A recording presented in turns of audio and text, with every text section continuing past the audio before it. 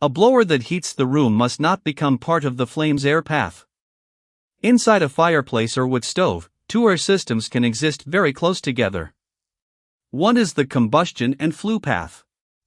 The other recirculates room air around hot appliance surfaces and returns useful heat to the room.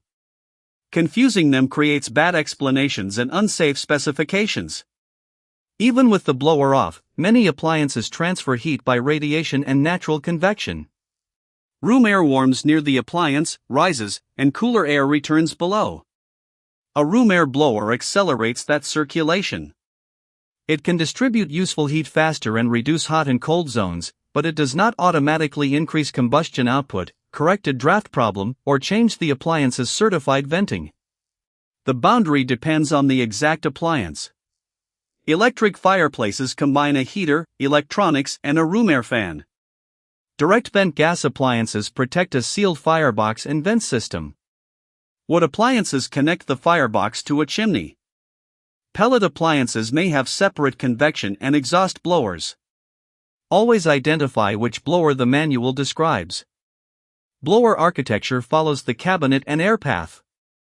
A crossflow blower uses a long cylindrical rotor and long outlet to form a wide curtain of air in a shallow package.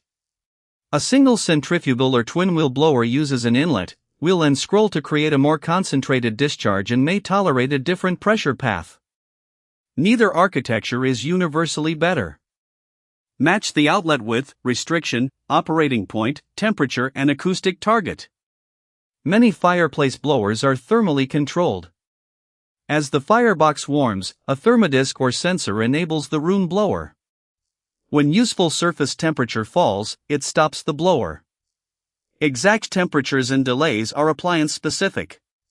Speed control changes room air transport and sound. It must never be presented as a combustion or flame control unless the appliance documentation explicitly says so. Packaging decides whether a good blower stays good.